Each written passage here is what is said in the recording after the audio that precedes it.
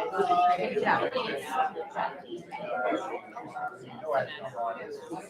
I'm going until October.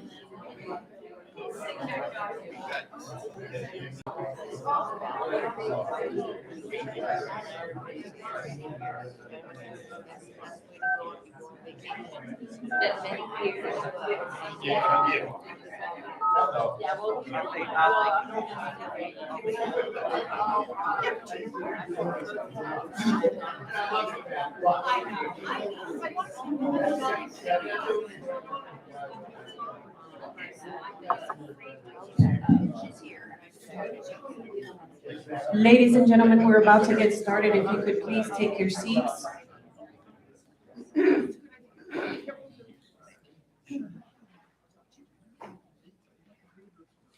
Thank you.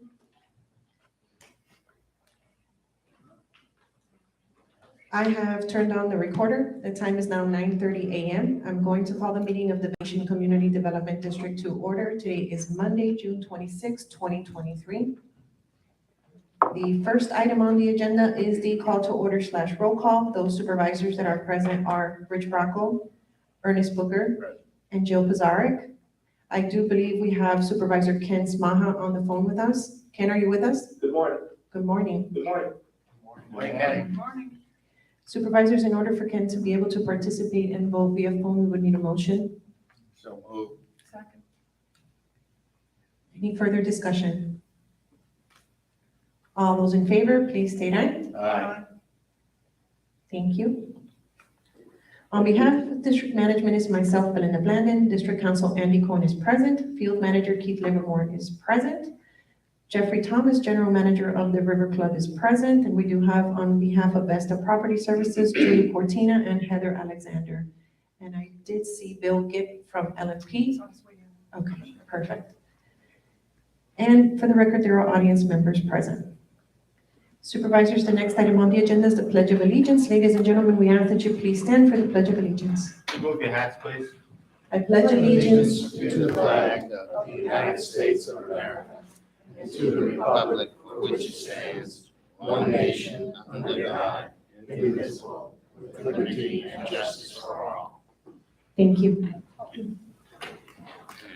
The next item on the agenda is the public comment portion of the agenda. Ladies and gentlemen, as a reminder, we will limit public comments to 3 minutes per person. Our first speaker is Cindy, and I'm so sorry if I mispronounce your last name, Sneezek.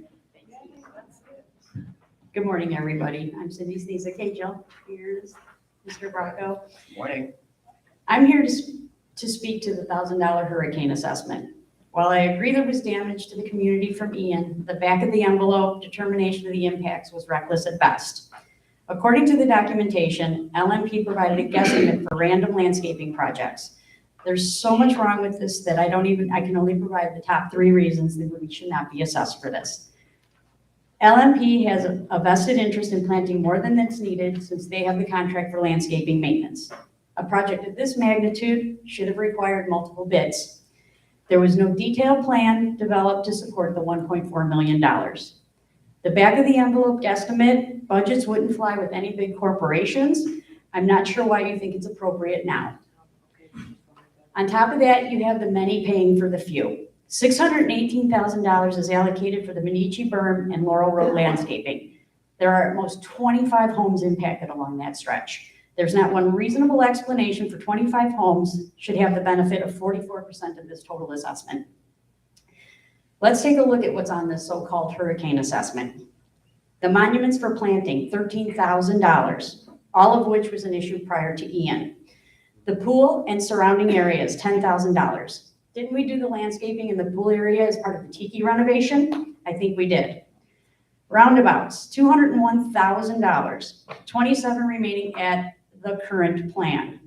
This sounds like it's already been budgeted for, and now it looks like we're double dipping. Again, I'd like to understand how this is hurricane related. This is my personal favorite. River Club parking lot, including pickleball, $58,000. The pickleball courts don't even exist, yet Ian caused this damage. So much of this doesn't have anything to do with Ian. It's a cover-up to fund the shortfall of our reserves, which has been ignored through poor financial management for years. The board has a fiduciary duty to create a budget that would cover all of our expenses. A special assessment shouldn't be an excuse for insufficient budgeting. Thank you. Thank you. Thank you. Our next speaker is Amy Kirkpatrick. Excuse me. Good morning. My comments today are also in regards to the assessment.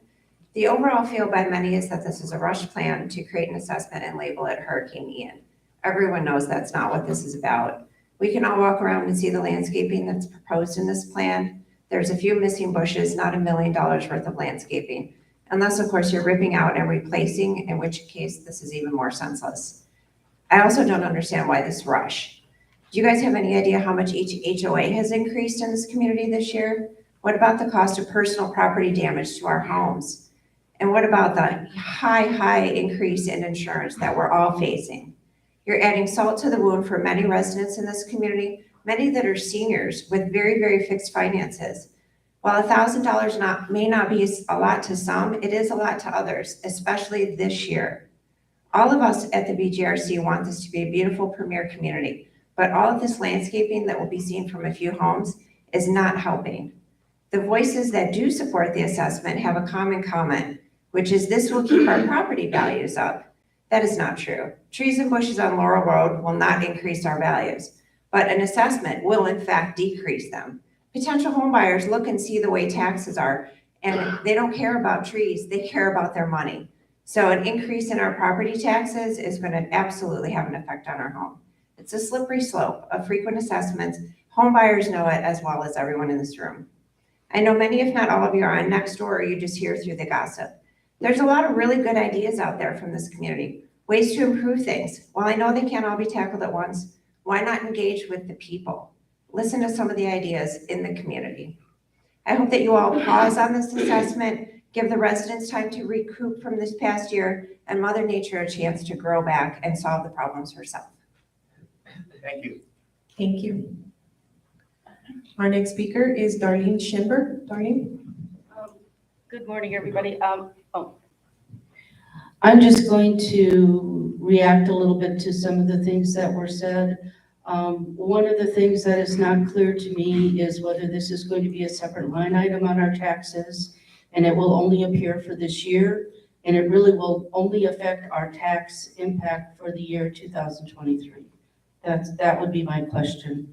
And off a completely different subject, we certainly enjoy the buffets at the River Club, and we enjoy the food that we're seeing from Chef Brian. However, I think it might be nice to look into maybe doing an a la carte menu on Sundays during this time when there's not a lot of us here, because have we ever evaluated the waste that we have on the buffets when a lot of people don't show up or people cancel? Or prime example is we had 58 heads counted for the Thursday night French country buffet, and 8 people canceled. That's a lot of food that he has to prepare and that we are probably wasting. So that would be one suggestion I have, is possibly going to maybe an a la carte, maybe 1 or 2 Sundays out of the month.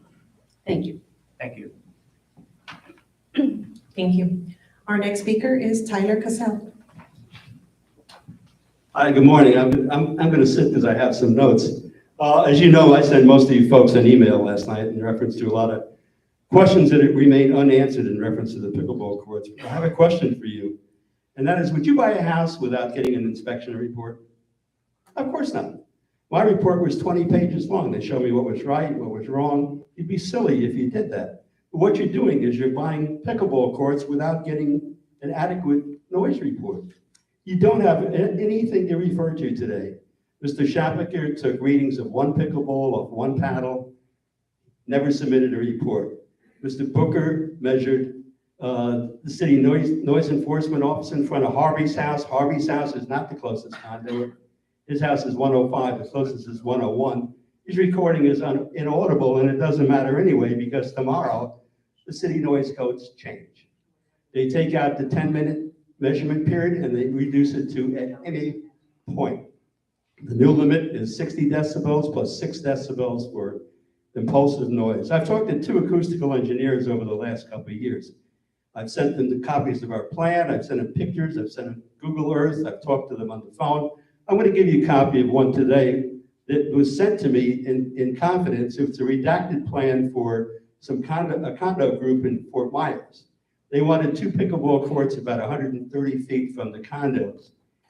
Thornton came down, he measured for 3 days, got the ambient noise, and he went home and took out of his database 2 similar studies of pickleball courts at about the same distance. And his conclusion was they violated the Lee County noise codes at 66 decibels. What are our new limits? 66 decibels. He has several other conclusions in there, and his report is 14 pages long. That's kind of the report you should have. Anyway, in addition to that, there's several other questions that you still don't have answers to. Mr. Shapaker stood here a month ago and said the acoustical material is going to be taken down, put up before and after storms. Well, you had no questions. I have a million questions because I'm trained to do that. Who's going to do that? Who's going to take it down, put it up? You? Pickleball committee? Where are you going to put it when you take it down? How much is it going to cost you to take it down and put it up? You're going to need at least 3 or 4 people on ladders to do that. You're going to have to hire an outside company because you're not going to want your 70-year-old people climbing on ladders. There's much more additional expense here. You've never gotten answers to 2 liabilities that I pointed out. One's the open drain in the middle of the courts. Mr. Shapaker says they're going to put pavers around it. Well, what does that mean? Show me a picture. Does that cure the problem? What about the cutoff corner on the court that reduces the required setback? That's a serious problem because people play in the setback, and as soon as somebody hits a ball into that, boom, they're going to run right into that wall. So, Tyler, we gotta go. okay. Thank you. So anyway, look at your email because there's a lot of unanswered questions. I urge you, I can help you get this noise report from Thank you. Thornton because I know him. Thank you, Tyler. Our next speaker is Jim Parsons.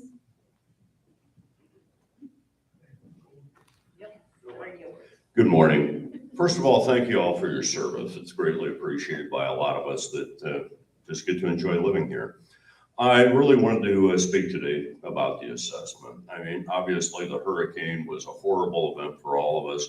Virtually everybody I know has sustained a lot of out-of-pocket expenses, whether it's their screens or whether it's been more roofs and everything else. It's been a burden for everybody.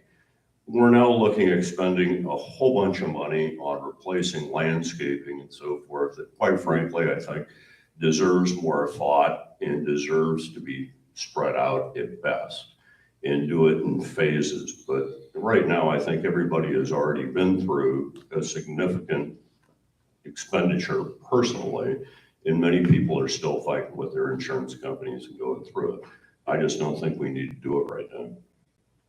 Thank you. Thank you. Our next speaker is Pan Militante. Good morning, it's good to be here. I too am really against all of this. I mean, I am that one person that probably is here to say, I don't make a lot of money, okay? And to you have increased this amount of money for reasons that I can tell you that I'm not happy with. And then also our HOA has gone up and everything else has gone up. My insurance for my home will probably be disconnected because of the hurricane, and I understand that. So now I have to go search for that, and of course the insurance is going to be higher. I am on a fixed income. So my concern is why the 1,200? Why do we need 1,000 trees that really do more harm? My trees are right near my house. I'm calling neighbors to ask them to trim because I have to pay extra for association because, you know, we have our landscaper. Speaking of landscaper, because of you, I thought when I purchased this house 4 years ago that I would have no problem. They would be taking care of my shrubs and so forth. That's not true. Every landscaper that has been hired here has not done that. And I mean, I had bushes on the side of my house where it was collecting snakes.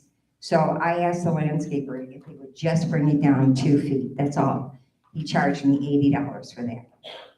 Later I found out, well, I should have called the landscaper. Well, I didn't, so I paid the $80. Also, I do I'm just really very upset about how everything is going. I mean, as I listen to different people, I guess the committee is not getting the right people to investigate the issues and asking the people that live here. We live here. We know what it's like, you know, and another thing is the tiki bar. I recommend that the tiki bar is doing excellent, but I think you can bring in more money, having a capability of having that bar open for people that are around that say, oh, that's right, it doesn't open until Wednesday, Thursday, Friday, Saturday, Sunday. You know, Monday and Tuesday, why not? I mean, they need extra money too, just like I do. So anyway, but I do agree with almost everything that was said today. So again, I say thank you, and I wish you all the best of luck figuring out what you can do to help an individual and all the other people. Thank you. Thank you. Our next speaker is Rich Goodman. I believe it was Cindy who spoke earlier. Yes. Yeah, very eloquent. I agree with a lot what you said. I personally don't have an issue with an assessment as long as it's well thought out.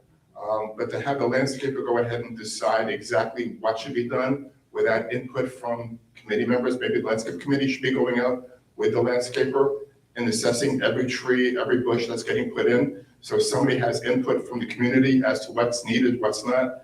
But to give somebody free rein doesn't make any sense. I've said in the past to these committees, we should have a long-term budget, which is obviously assessment is, you know, nobody's planned for hurricane, but there should be more money in reserves. So we need to have a better plan of what we're doing going forward in terms of 1 year, 3 year, 5 year plan, what this place should be, what we want it to be, what it should look like now, what we want it to be 5 years from now, as opposed to just keep reacting constantly. And lastly, I missed a couple of meetings, so I don't know if this was brought up, but I'm a big proponent of potentially for the dog park. So I don't know if that was discussed or not. Thank you. Thank you. Thank you. I'm afraid to call upon you, but our next speaker is Rick McCafferty. It's so nice to be back. I'm Rick McCafferty. Return of the big dog. That's easier. I live at 193 Bella Vista. You know, I fully understand that the budget you're going to talk about later is a trim budget, and you can lower it, you can't raise it. I think there's a number of things in that budget that you can lower, and I hope you take a look at them. The number one thing that I saw was a 200% increase in contracted services in the River Club budget. I'd like to kind of know what those contracted services are, why a 200% increase, who approves these contracts. If Vesta is using outside people because they can't staff, then the regular salaries and benefits should go down, and I didn't see that. That's up 10%. Maintenance equipment and maintenance contracts, a 42% increase, a 56% increase. Why? Who approves these? And why is this such a big increase? Gas and diesel fuel oil. I believe most of this is for heating the pool. It's budgeted at 121% increase. Have we increased the size of the pool that I didn't notice? You know, something's wrong someplace. Security and service, well, and then in the regular budget or the general budget, security and patrols were up $56,000, which is 15%. The note says it's a 4% increase, which would be fine for the people who work here, but where's the other $46,000? Is that a capital expense? If it is, it should be elsewhere in the budget. Water and sewer and effluent were both up 28% and 53% respectively. Is that because the golf course isn't paying their fair share, or is it an accounting issue? I know Belinda has been asked about this by Jerry Jasper, who knows everything about everything. Lastly, the assessment. I agree with just about everything that's been said about the assessment. I would suggest that the board cut it in half, do half this year, half next year. That would give you time to spend some of the money, show people what you can do or what can be done. And then if the next budget rolls around and you still need another $500 or $600 per home, then do it then. But to do it all at once with all the other expenses is really inappropriate. And lastly, when you do all this landscaping, Years ago, I was a big supporter of getting a landscape architect, and we found out that they have a tendency to overplant, and they don't include irrigation in their plans. And so we found out that that just didn't work. They had 1,000 plants in the roundabout in the revised plan. So you have LMP, you have John Tolbert, they can help you do a proper plan, but not a guesstimate and not a back of the envelope. Thank you. Thank you. Our final speaker is Arnold Weitzman. You don't want me to speak, I won't speak. Good morning, happy to be here, I hope you're all feeling well.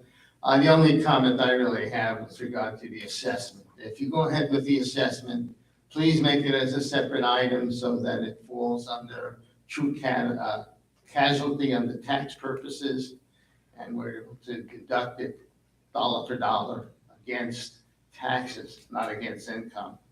And there's no deductible under the casualty clause for Hurricane Ian. Thank you. Thank you. Thank you. There being no further speakers signed in, we're going to close out public comment at this time and move forward with our agenda. The next item on the agenda are the staff reports.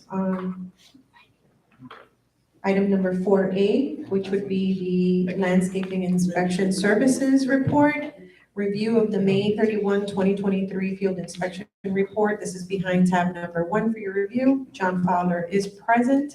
Good morning, John.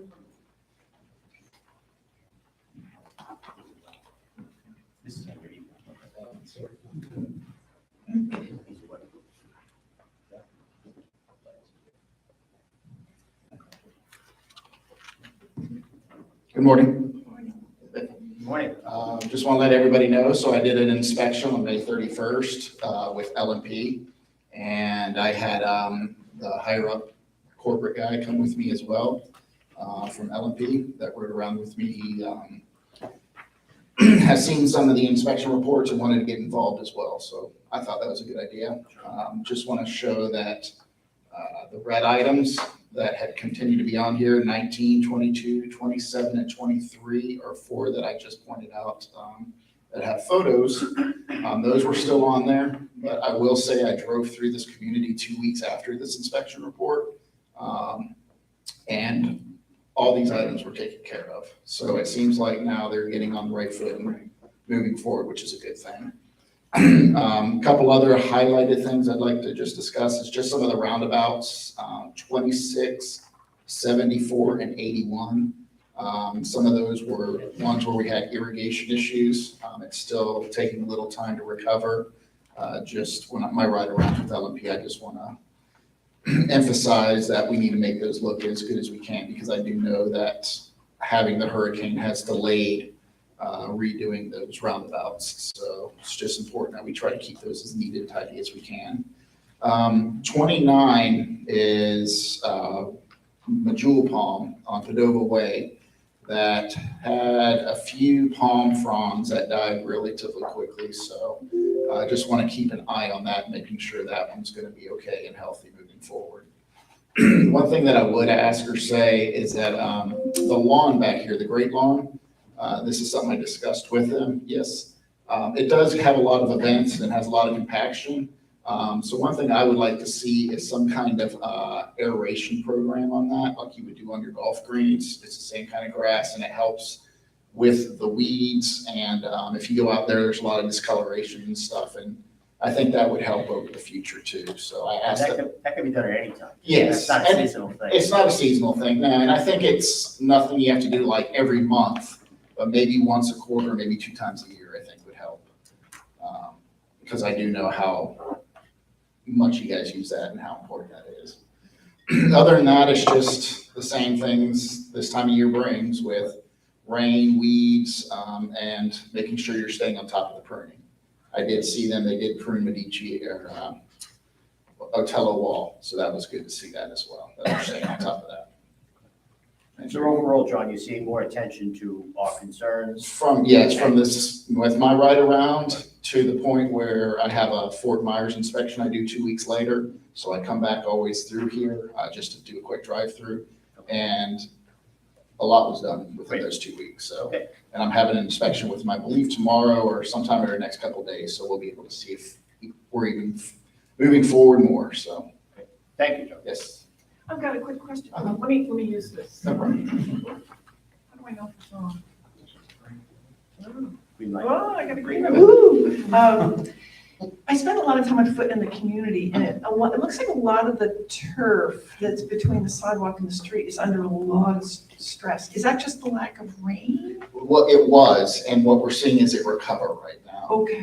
Because it was actually really bad, about 3 months ago.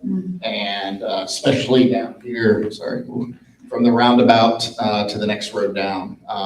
But I learned that this is a thing that goes on every year because their watering window is so small that it's difficult during the non-rainy seasons to take care of it. But from what I've seen, you still have a couple spots here and there, but you're starting to see them fill in. Okay, because Passaro between,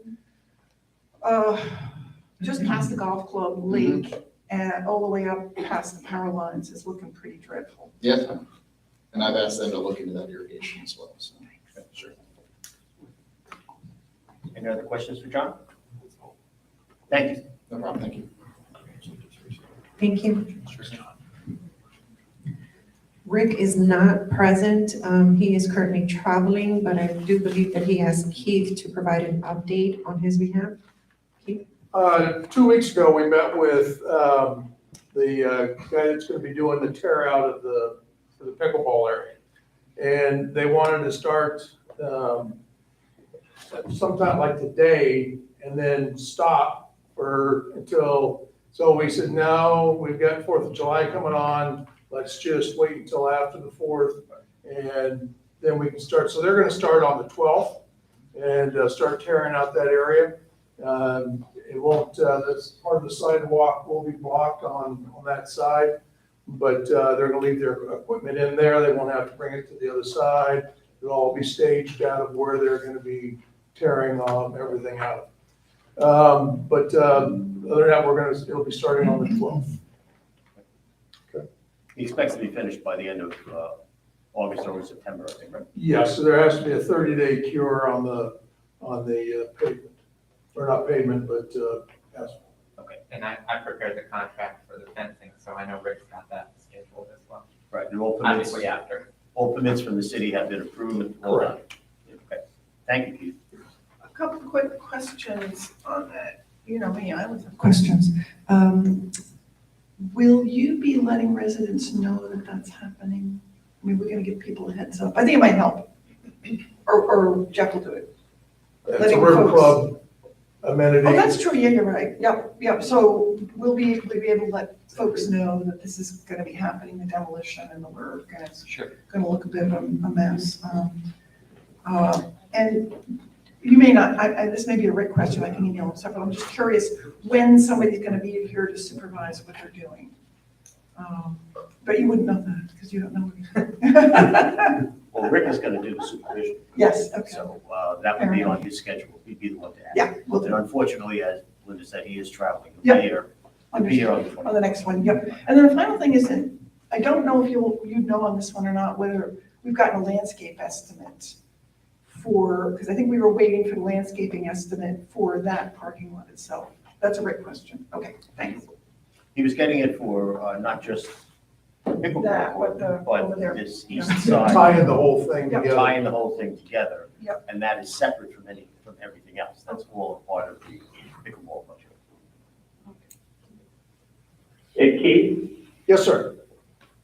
do you know if you've seen the pond bank assessment from Rick yet? Is that done? The pond bank, no, I have not. Okay, I can go to him for that. Anything else for Keith or Rick? Thank you. Andy, do you have anything to report? Just to update the board on a couple pieces of new legislation from this last legislative session. You've probably already heard, but there was a change with regards to the age for operating golf carts. It used to be 14, now it is 18. You cannot operate a golf cart if you're under the age of 18 unless you have a permit, a valid permit or a driver's license. If you're 18 or over, you need to have a validly issued government ID with you. That takes effect October 1st. Obviously, we're not in the business of enforcement with regards to, a 10-year-old on a golf cart. That's something for the local police department to enforce, but I wanted you to be aware of that.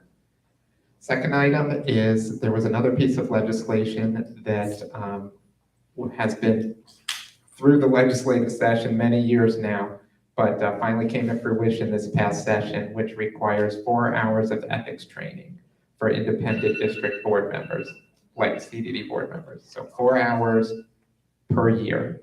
That goes into effect, the requirement starts January 1st, 2024. So in that regard, I'm sure between now and then, I've talked about this in many of my districts, there'll probably be some CLEs. We'll of course roll something out. I'm sure that Rosetta will have something available. So we'll make sure that you get the training that you need, but just to let you know.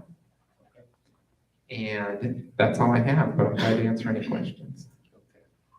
I have a couple of questions. Thanks. There's been concern expressed by our fitness and pool committee as well as recreation regarding waivers and releases. There seem to have been, there's a direct need because of the exposure to this entity. There has been a request that we have all the residents execute new releases. Would you be supportive of this, or could you facilitate this for us? I can't really come down here with a card table or anything, but when I met, I understand what you meant. I'm just giving you a hard time. Okay, before I think you had, if you tried to have gain access to the pool area, so you have to use the card. Okay, we may have to create new cards because of this, and in order to get a card, you must sign a waiver. Historically, I don't mean to interrupt. Historically, I prepared a waiver and release, and those of you who remember a few years back, when we transferred over our system to FOB or whatever it is that the new system was, we conditioned receipt of that new FOB or card on signing release. We had some residents that weren't happy about it, but in the end, we were able to get compliance. And so those people, and I had assumed, perhaps incorrectly, that as we continued to move forward through the years and people came in for new FOBs, that they were still signing their releases as we had implemented in the past. Whether that's truly been occurring or not, I certainly would recommend that we do a quote audit of type and make sure that everyone has signed one, and if they haven't, then we would request that they do. I did update it, tweaked it a little bit, but the main change that was made was it used to say WCI, not only releasing the district, but WCI. We obviously changed that to our current management provider, Vesta. And I sent you that maybe 6 weeks or so ago. But yeah, I would certainly support making sure that everybody who's participating in events at our facilities has a waiver, a signed waiver on hand. That flows to their guests as well. Correct. Okay. Makes sense. So we have to, start a campaign as it relates to new access cards, I would think. Well, I don't know if that would be the process, but I understand what you're talking about. And Yeah, we need a Yeah, I agree. You take a look at who has them on hand and who doesn't, and the ones that don't, we try and get them to execute. And certainly, moving forward, if someone moves in tomorrow and comes for their card, we want to make sure that they're signing a waiver. As well as the ones that move out, still having access to these facilities. Well, they need to pull their access. We have problems. That's another situation. Yeah, Yes. we have problems. Can we assume that that it's still in effect, that the waiver is still in effect? Waiver, in what regard, if someone, those, as you say, when the cards were handed out, the assumption was that they had signed. Yes. We can assume that that's still. But some of those were to WCI, so we can't go. So we I have think the first thing is to figure out who has a waiver and who doesn't. And then maybe we take a look at the waiver that was signed. If we feel that it is significant enough that needs to be changed, then perhaps we need to have everybody re-sign. I can tell you the ones that I signed, changed, very minor in the details, except for the WCI versus Vesta issue. Can we do it by way of a mailing or something like that? You know, people sign and return it or? Yes, Simple enough. absolutely, absolutely. But I think you're right to point this out as an issue. We need to wrap our arms around it and make sure that we have it under control. Because I do recommend, as I had years ago, that people utilizing the amenities execute a waiver. As we've talked about before, is it, the savior of all? No. Is it going to prevent you from getting sued? No. Is it going to prevent you from potentially having liability? No. But it will definitely provide assistance.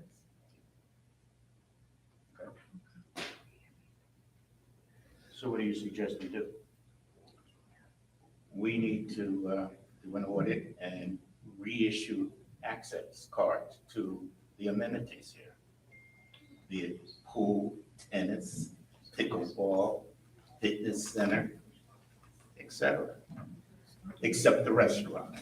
And this may be a good, regardless of the waiver issue, if in fact you do have a problem with privileges not having been shut off when people left or new people coming and not getting them or whatever, this will sort of like we did a reset at the front gate with our RFID and get everything back in sync. I'd start with an audit and Yeah, see, that's- because that'll reveal all. Well, time is of essence, okay, I would express that.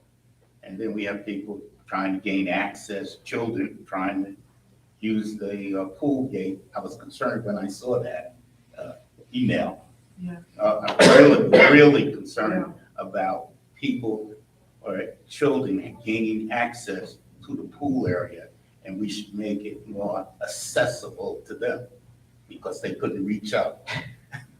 No, That was. It's at a height for a reason. Yeah, it's for a reason. So- And- But the cards themselves should activate it.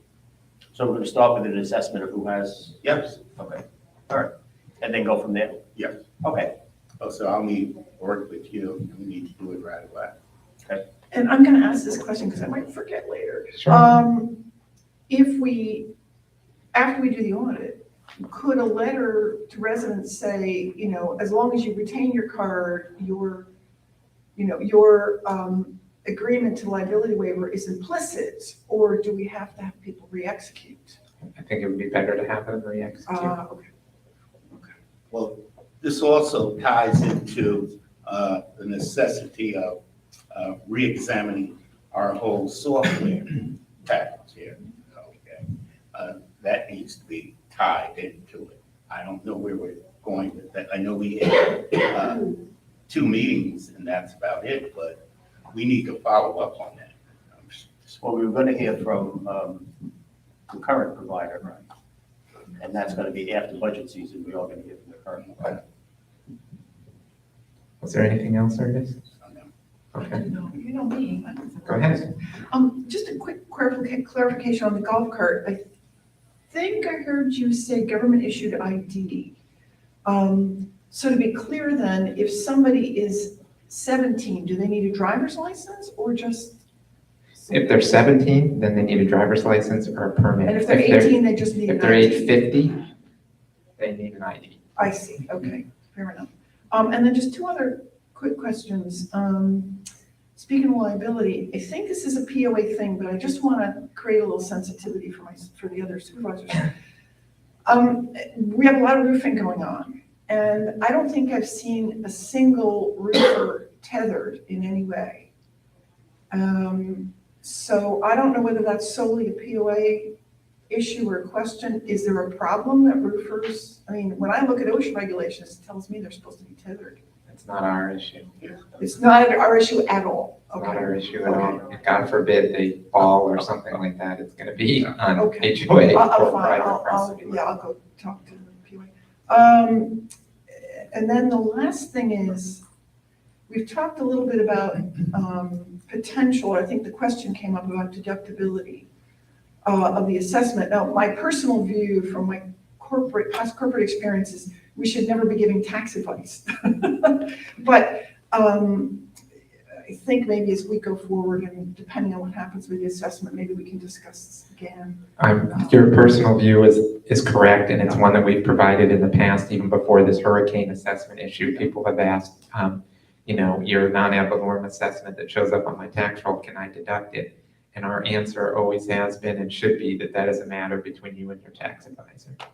Also between you and your insurance company. Absolutely. Certain insurance companies, and this was brought to my mind by a resident, apparently the insurance company that they have covers an assessment. Now, I spoke with you and with Melinda about that, and then I called my own company, and much to my surprise, I have an assessment clause in my homeowner's policy. It has a max. The max happens to be $1,000, and it's within a policy year. But just to go further with that, I own another property, and we have there already had a $2,000 assessment, and we're going to be getting $12,000 more. I know that. I called that insurance company, and they said, oh, yeah. So they took a claim on that one. Now, there's no guarantee that they're going to pay it, but you might call your carrier and just ask if you have a assessment clause in your homeowner's insurance. It's possible. Right. Again, no guarantee they're going to pay it. And as you said, we're glad to pass on that information, that you should talk to your tax advisor, talk to your insurance agent, Sure. but we don't give opinions on those issues. Absolutely not.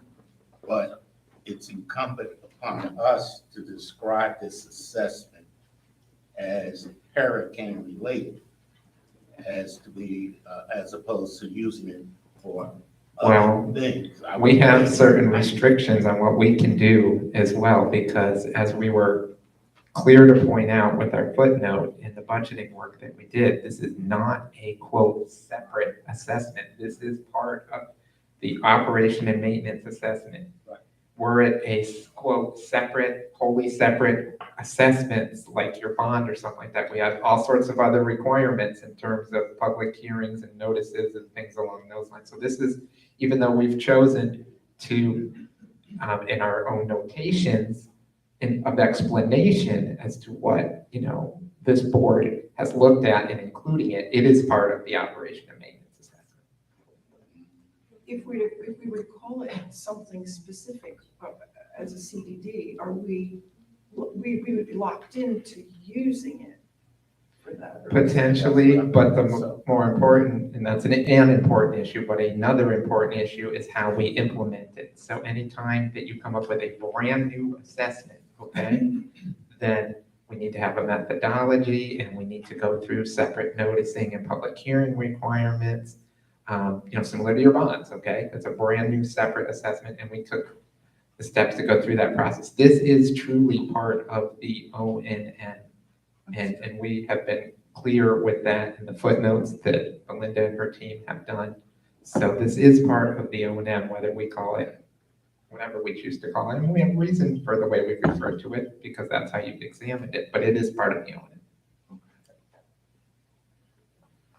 Okay, but since we're on this subject, then one more thing is we're going to bring it up during budget, but since we're on this, in this slipstream, in the letter, because there is a letter that goes out with the final budget, right? Is that right? No, the only letter that goes out is the letter that's gone out already that everyone has received.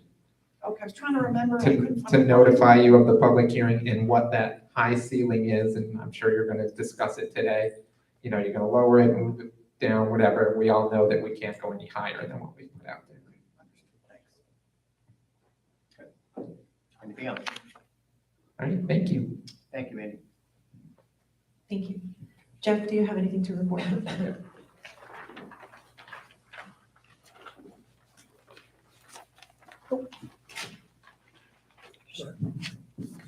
Good morning. I have addressed the key indicators in my executive summary for the board. Comments include cost of sales food, which reported at 103% in May.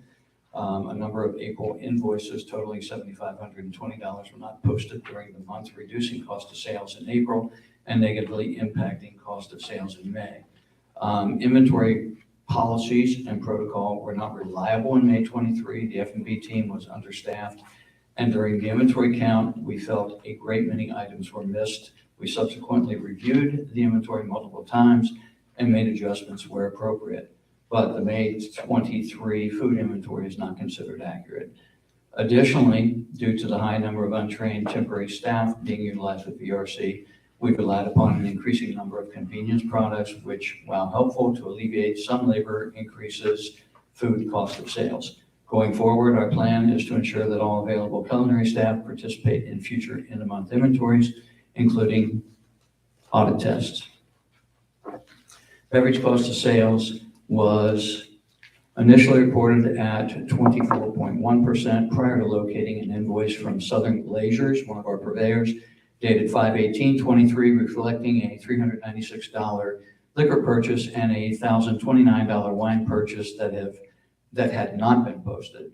Total invoice amount was $1,425. Net result, wine cost of sales adjusted to 36.2%, liquor cost of sales adjusted to 22.6%, revised beverage cost of sales has been adjusted to 32.4%. A note that although we are slightly under budget year to date in wages, we're still very concerned about combined contract labor as well as our labor costs, and we'll continue to monitor very carefully going forward. Other areas of concern: maintenance contracts. Administration reported a 33,222 year-to-date budget variance in May. Offsetting expenses included repairs and maintenance, F&B and maintenance contracts. F&B report an 8177 improvement against budget year-to-date. Repairs and maintenance admin reports a 12,677 improvement against budget year-to-date. Building maintenance administration reports a 6939 improvement against budget year-to-date. Total maintenance expense offsets reported at 27,793 year-to-date. May monthly highlights: Thursday theme dinners continue to be successful and well attended. The event schedule includes the continuation of Thursday theme dinners, alternating with 3-course pre-fee dinners to include 6/29, we will be featuring a pasta night, which is always very successful. 7/6 will be a pre-fee dinner, our first one.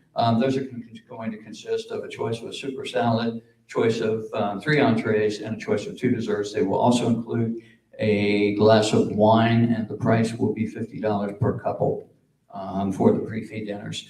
On 7/14, we're going to be featuring a south of the border buffet. On 7/20, we'll be offering our second pre-fee dinner. On 7/28 will be another pasta month. We have 5 Thursdays in the month of July, and wanted to reinforce and capitalize on the pasta night or the success thereof. May and June signature events, June and July signature events include the 4th of July poolside barbecue on the 4th. We're going to be featuring Mr. Game Show will be back on the 21st, and the theme will be Wheel of Fortune and Fun. It's a spin, no pun intended, on the popular Wheel of Fortune game show.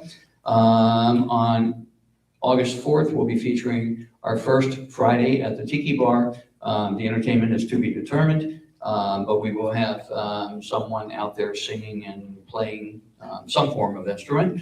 And on the 25th, we're going to be doing Decades of Music Trivia featuring Mr. Game Show again. Staffing: Sydney Vieira has accepted the Director of Administration Services position at VRC and will be going through the onboarding process. Sydney's responsibilities will include accounting and administrative oversight. Teresa Denowith, I'm happy to present, has joined us a few days ago. Teresa is the Assistant Clubhouse Manager. Teresa's responsibilities include food and beverage service management, fitness, and aquatics. And an additional note, the GM search, HR has forwarded 50+ candidates, and we have narrowed down the search for the interview process. And one additional note, the air conditioning for this room is scheduled to be repaired this week.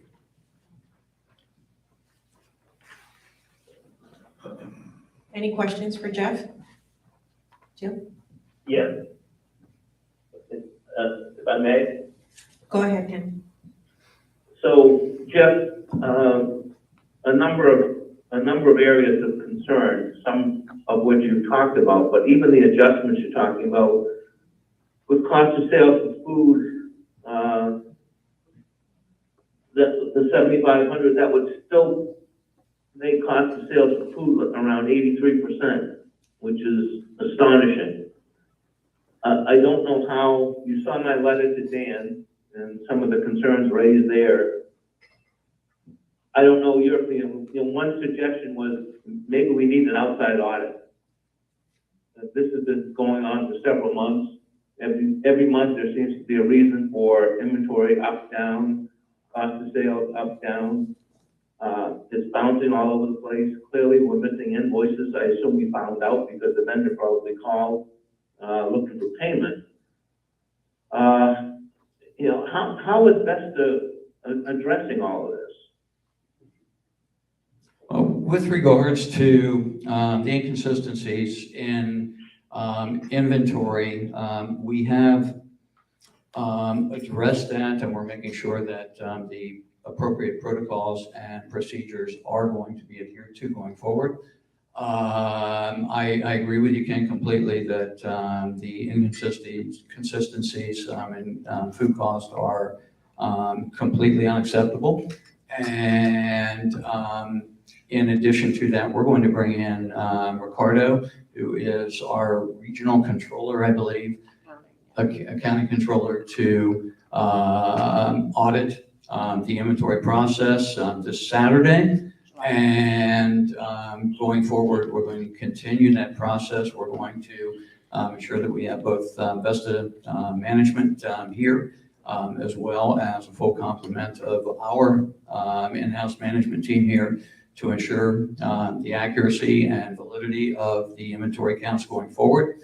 I did, by the way, Ken, respond to your questions and forwarded them back to Dan for his review and edits prior to forwarding that back to you. So that should be coming back to your way today. And we're going to do everything possible to ensure consistency. Stepping back to your comment about the invoices.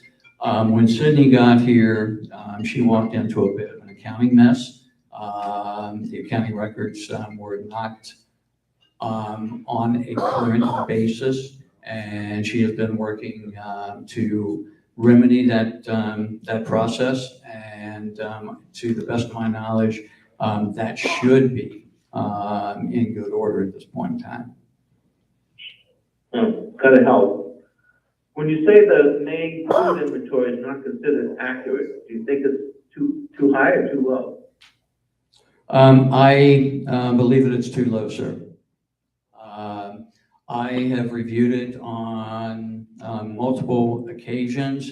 I highlighted a number of items that were curiosities or inconsistencies, reviewed those with Brian, had him take me to the location of those line items.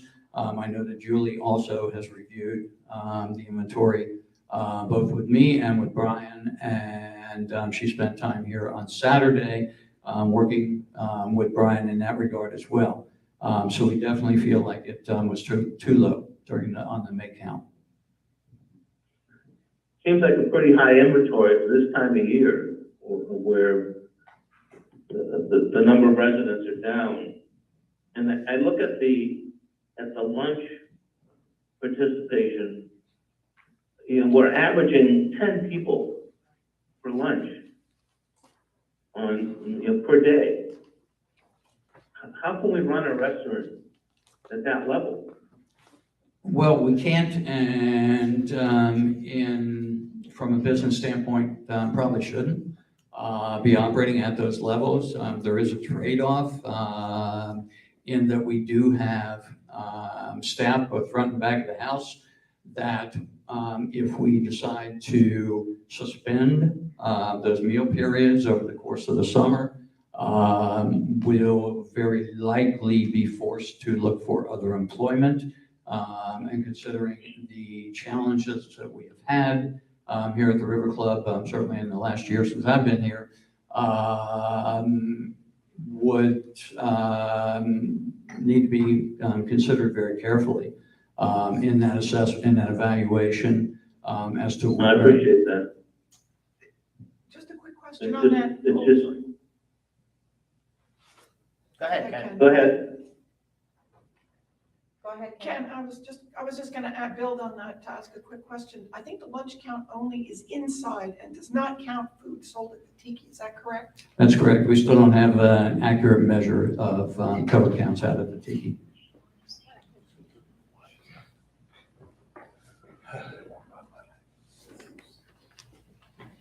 Ken, did you have another question? My other questions have gone to Dan and company. I'm assuming I'll get a response sometime today. I'm sure that'll be coming your way today, sir. Jeff, are we still, you had mentioned possibly 2 months ago that it was your feeling that that theft was occurring. I did mention that, and actually, I omitted unintentionally in my report the fact that we now have the 3 new security cameras installed and operational. Okay. We have one in the liquor room, one outside the back kitchen door, and one at the Tiki Hut as well, facing into the bar. So we're going to be better able to monitor any potential issues going forward. My question is it still an issue in your mind?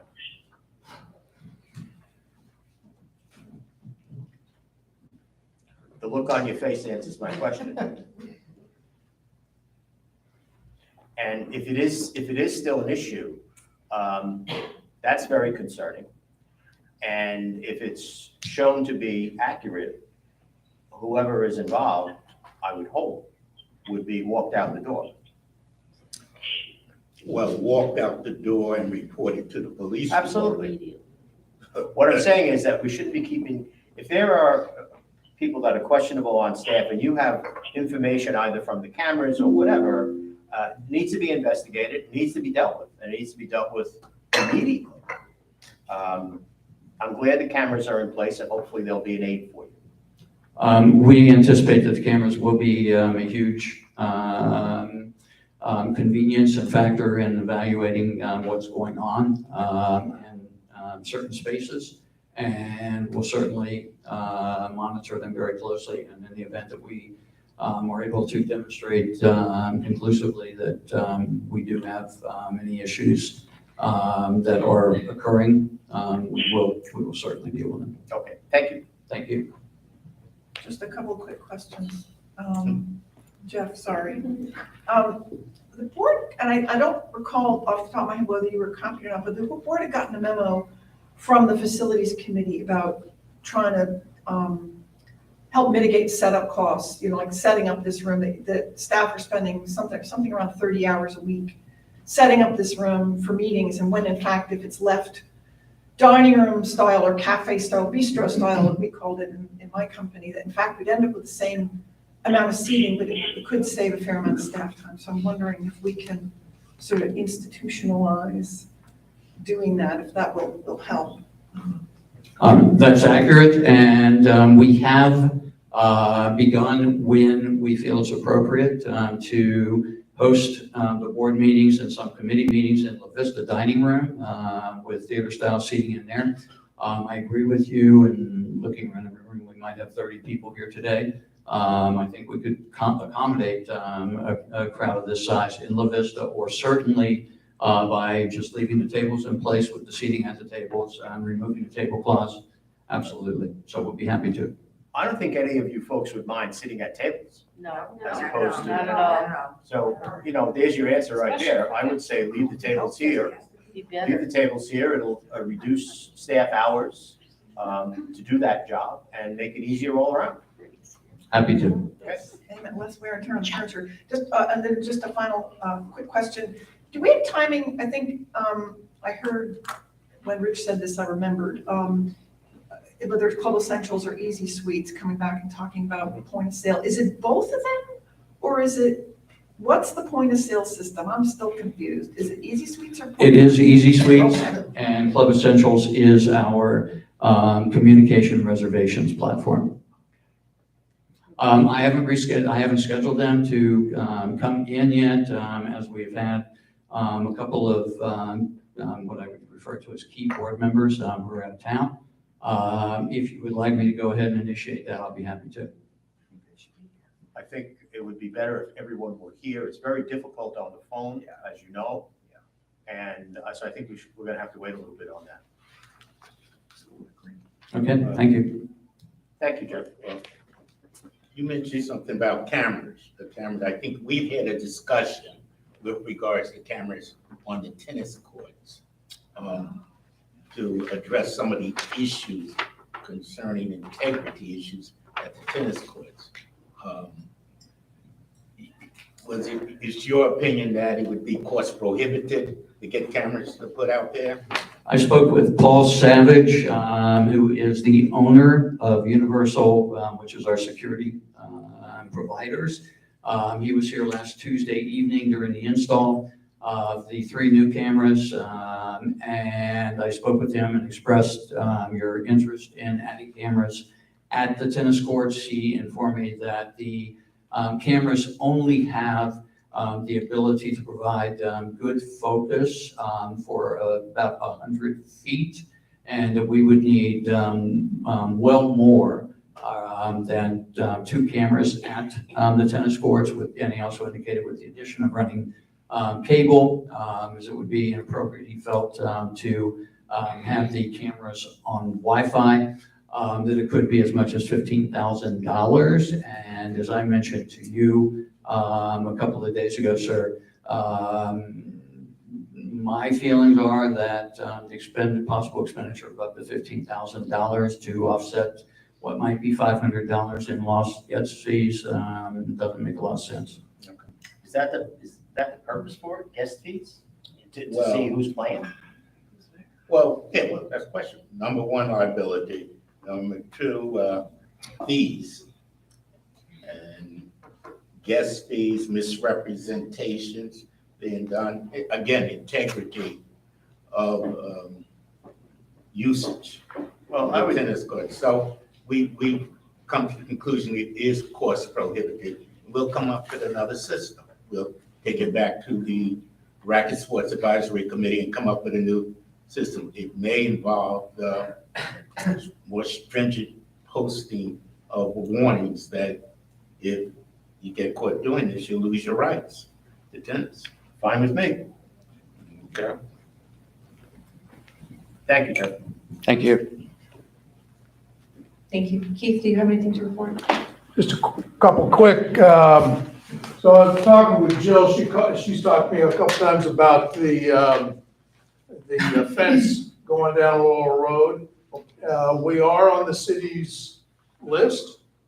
Yes. Yeah, we're on their list.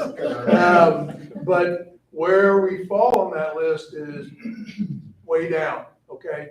So Dan and I have gone out and we have put the fence back as best we can with some zip ties and kind of got some of that straightened back out. So it's aesthetically looks a little better. Is it done the best? No, but it looks a whole lot better, and it has a couple areas that for breaching wise that was taken care of, but the city still needs to come out and fix it. We also talked with, I've got a call into the city engineer. We did get a message that Laurel Road, that Sarasota County is going to be doing some landscaping out on Laurel Road. So questions arise, where, how much, and what? So that is why I have a call into the engineers to find out. And if they're going to do a bunch of it, well, I don't know what a bunch is. However, if it's, that helps us, in a lot of, down Laurel Road. So, and if we could, as a community, have a input with that, that would be a great thing as well. But, you're working with the county and you get what you get probably. But, so we got calls in with that. Signage out in the community. It's been a while. I've had a talk with Likens on a couple different occasions, at least once a week. Signage was supposed to start going back in 2 weeks ago. Then last week, all right? Tell me it's gonna be here this week. They'll start putting up the street signs, the stop signs. They've had a huge problem with material and labor. So there again, we've been kind of put down a little bit, but like I told them, I said, our money doesn't make us a redheaded stepchild, so let's we need to get this taken care of. And so hopefully that'll be done. There are still some street signs down, not street signs, street lamps. And you come in, we call FP&L at least 3 times a week. All right. My assistant, she calls them, and I think they're all on a first name basis because she gets a work order all day. There's still 3 we're missing. 2 of them are down. All right. I can't pick them up. They don't belong to us. One is attached to wires underneath the ground. So, but we call and call and call. And, so it's not that we're not doing it. It's just that FP&L doesn't work like I work and want to get things done, move on to the next thing. So A little slow. a little slow. Thank you for staying on it. Appreciate that. Yeah. I just wondered how your SeaWorld audition went over at the lap pool. Did you get the turtle out? We got the turtle. He was after me running around like an idiot and it's funny how just one person, and then there was like 70 people out there watching me trying to. And the kid in the pool. And then a young man jumped in the pool and was able to lasso the turtle, and he did, and handed it up to me, and we, put him out back into his natural habitat, which wasn't the pool. So, no, but it was a good laugh and a good time by all. Thank you. I'm glad that nobody I'm was worried about the filming that turtles, because I looked totally. Rather a turtle than an alligator. Yeah, really. Yeah. Anybody tell you look a lot like Rick Chopper? Weren't you the same guy? Thank you. My pleasure. So supervisors, on my end, just as a reminder, the next regular meeting of the Board of Supervisors is scheduled for Monday, July 24th at 9:30 a.m., which is when the public hearing for the final budget will be held. And there is a workshop scheduled for the board prior to that At meeting as well. 8:30. Correct. Yes. As the board heard with some of the comments from the audience members, the notices were sent out. We've received several phone calls, several emails with requests for information. Both Carrie and I have been responding to some of the calls and correspondence that has been coming in. There is a lot of confusion from what I'm hearing and speaking to some of the homeowners.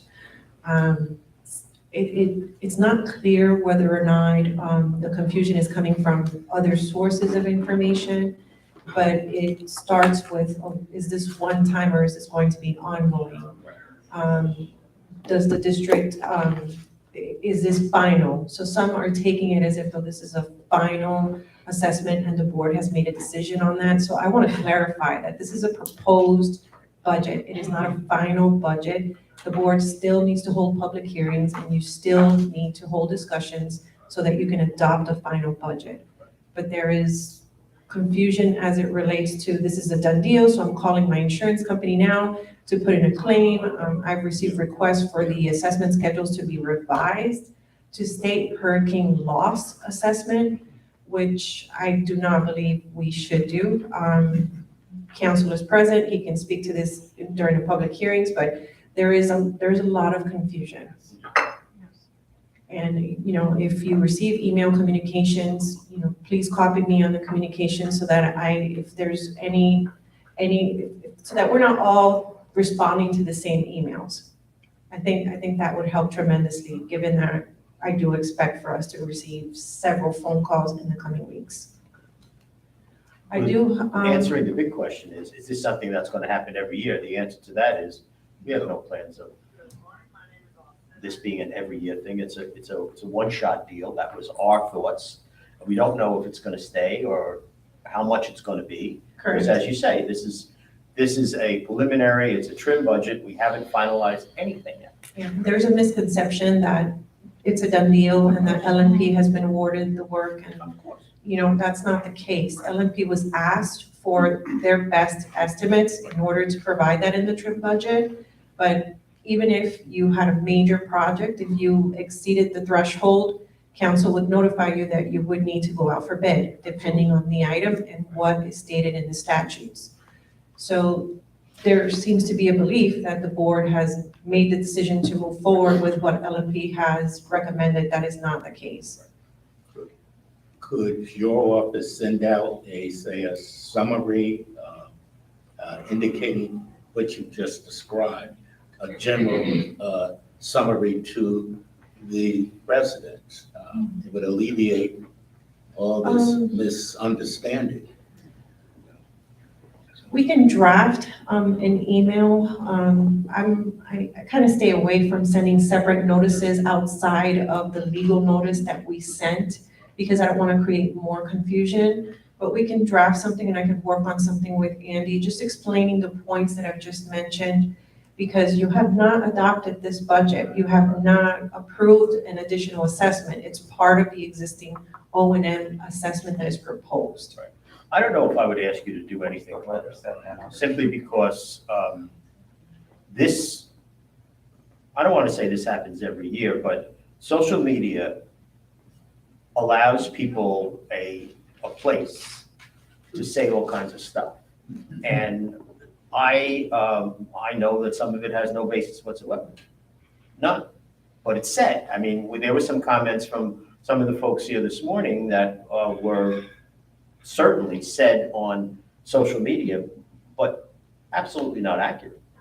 We made it a point in the actual notice to point out that it is part of the O&M, but this is again proposed. It's not final and it's not adopted. It was very clear. It was abundantly clear. And I don't know if anything else needs to be said. I mean, this meeting is being taped, it's being broadcast, it's going to be in the minutes, which will come out. I think we've said it. It's all about PR and good information being disseminated to the residents, okay? Half of them, I would say 90% of them aren't watching. And the next meeting we have will be the 24th of July, a month from now. And God knows what will happen then. By then, the false information that's out there. I just think we need to send something out to inform the constituents here. Jill is going to have her blog out Well, Jill is not. within 24 hours. I know, but that's not, I mean, but Which is a good we thing. need But I have a something out there. suggestion though, and I was gonna make it during the budget period, but let me make it now. Because I guess I had nothing to do, I was looking at everything on Nextdoor. I was gonna suggest, Some people have nothing to do. an FAQ, and I would be happy, and I think it could be like a one-page thing, and it would save you guys some work, because one of the questions I wanted to ask you was, if our tight time frame had put you under too much pressure, because I love having the budget done early. But I'm gonna suggest, I know Ken's on the phone and you all are here. What if I put together something just as simple as an FAQ? Just take the questions that we've gotten, put it together, a draft FAQ, and maybe Keith could be kind enough to send it out that way. And if it says in the email, there have been some questions and we'd like to address it in this way. What y'all? Newsletter, because you don't want to wait until the 24th. No, I do it ASAP. And then if we have a question, we send it, our questions or our comments or whatever to Carrie. Or to me. But at least Or it to will- Belinda. But alleviates you having to do, the start of it, because actually I've already started. And That's you, fine. and you say, by, let's just say, by, when is the first? Is the first Friday? Saturday. Saturday. How about by the last day? You want it done by this Thursday or Friday, Yes, okay? Yes. So 29, is Thursday the 29th? Yes. Okay, so how about if you were to do that and say all comments must be received by the 29th because you're putting it out on the 30th? okay, they'll go to No, wait a Belinda. minute, it's going, it should go to Belinda. Well, the comments will go to Belinda. Right. But I'll be the keeper of the original draft and then the finals. Well, fine. This is, for the last 10 minutes, we've described all the main issues. Okay, and we know, I don't know why we need to go any further. I can work on it Yeah, with Jill. I she mean, knows. I don't, I'm gonna make it easy for them. God, I can work on it with Jill. I don't Fine. have any objections. okay, fine, all right, good. Good PR, Ernest, good PR. Contract was about PR. I think you should get something up very quickly. I think Yes. everything that was said, you all know, Jill can do it, she's very capable, it's her livelihood, was her livelihood. Jill, refresh my memory, and the Venetian views write-up, did it say it was a one-time assessment? Do you recall? I have it with me, I can have a quick look. I'm not sure that it actually said one time. All right, no, doesn't matter, if you're gonna put out another, Yeah. that's fine. But people don't read, there are 18 people watching right now, of which one of them is me. So there's 17 others I don't think out it of says it's. 2,600 residents. So, word gets around, inaccuracies get around. Yeah. You saw some of the emails we got from residents. I think if you put something out this week, that's gotta be sufficient at this point. Yeah, it'll be short and sweet, and that way we can get it done. I agree. Hopefully, good. We have to get ahead of next door. I'm skimming through it very quickly, and I I don't think it don't did. I don't think it think it says that did. it's, all right, that needs to be Yeah. clarified. My bad. No, look, we all had a chance to look at it, but we all know what it was supposed to say, so that's, okay, Okay, so I'll work on that with Jill so that we can get it out as soon as possible. okay. Great. And then, FEMA. I have another district that is well in advance of the process because we've had consistency with the program delivery manager. So I met with FEMA last week and I did not receive good news for that district.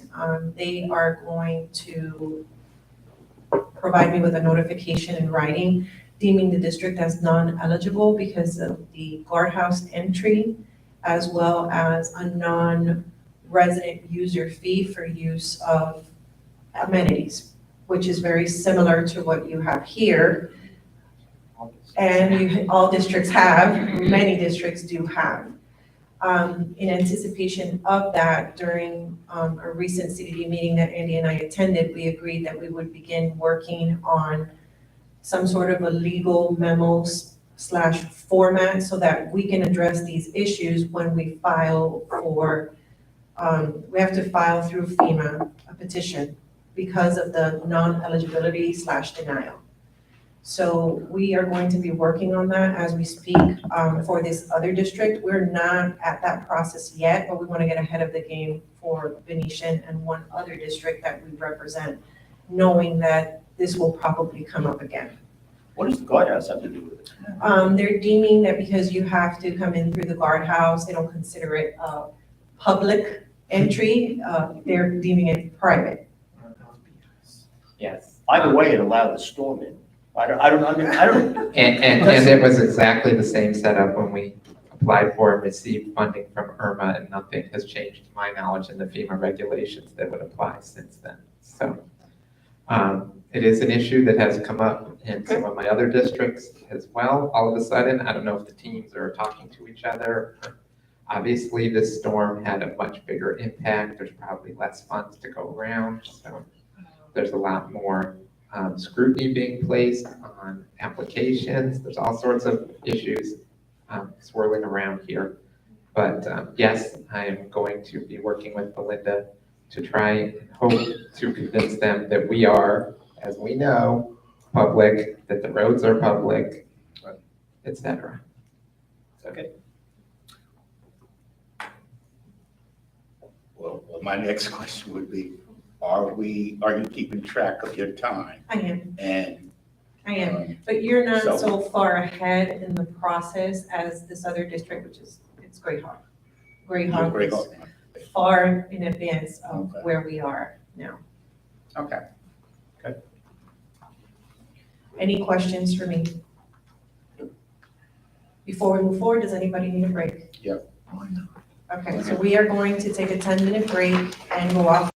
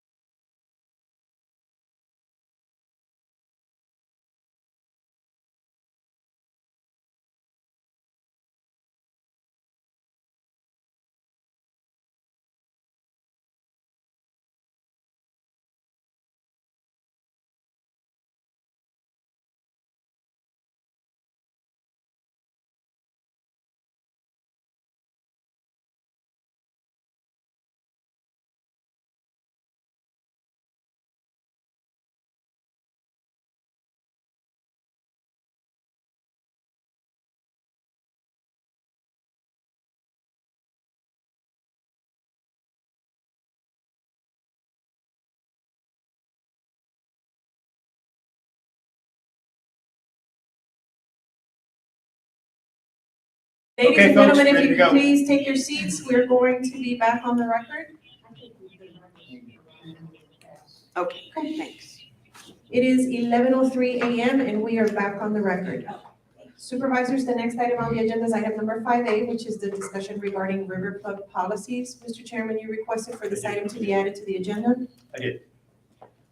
As a board, we discussed the coming changes July 1st and concealed carry.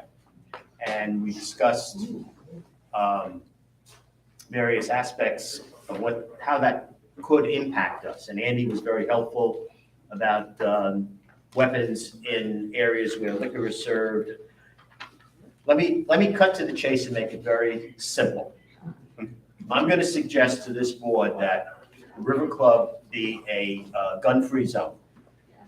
And I think it's important. I think that it would be in the best interests of this entire community if we recognize the River Club and its environs, everything we got going here, as a gun-free area. I would support that motion. If you want to make it, or can we Well- make a motion to that, or what? It would need a motion, for Need a sure. motion, but then I have to take a look at what we may need to do with the rules. Okay.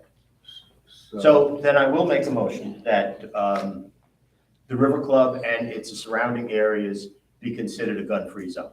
Second. Any further discussion?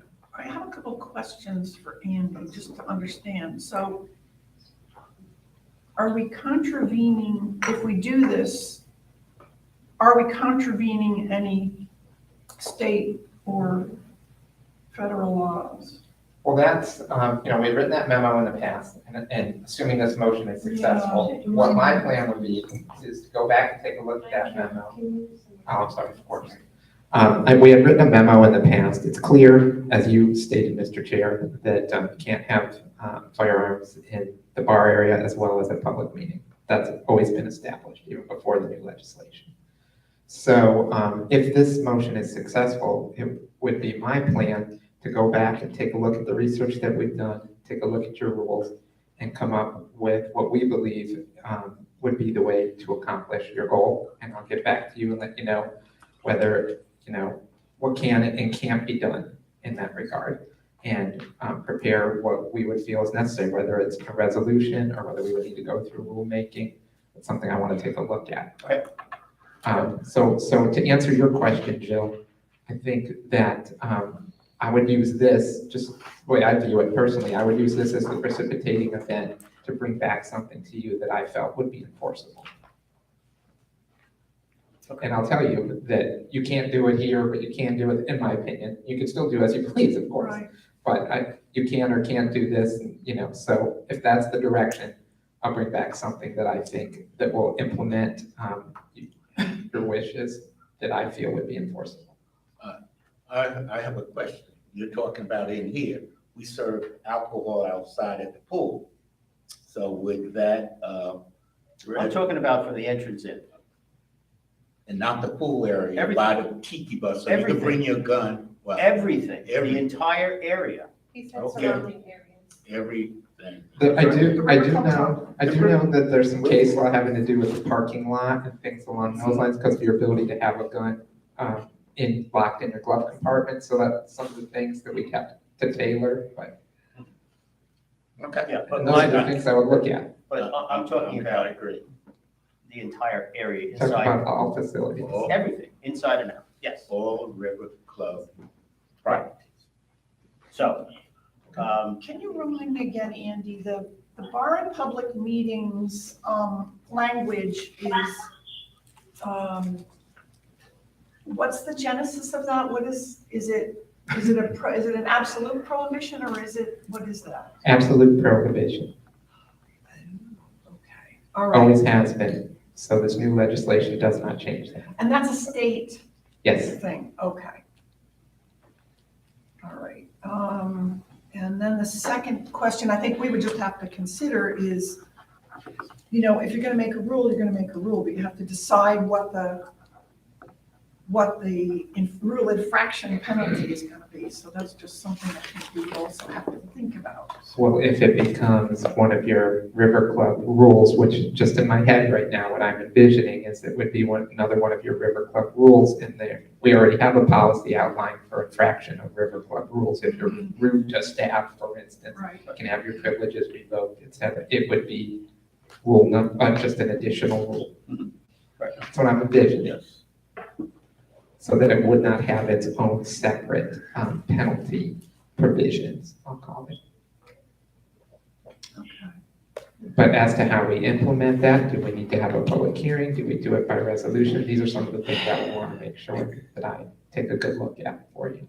Okay, I guess my only, just so you all know, my only hesitation is it, or my main hesitation is it falling somehow afoul of, you know, limiting people's rights, wherever you come down on the Second Amendment? Is there some kind of, are we creating some kind of a Well, that's weird something, carve out? well, that's something that, again, I would want to look at as Yeah. well. And I don't know this, okay, sitting here. But if the my research comes back and says, you're absolutely prohibited from regulating, which I don't believe is the case, regulating in this arena, period, okay? Right. I would tell you that. You may say, which I doubt you would, but you may say, we don't care, we're doing it anyway, okay? But at least you would know. Right, right, So, right.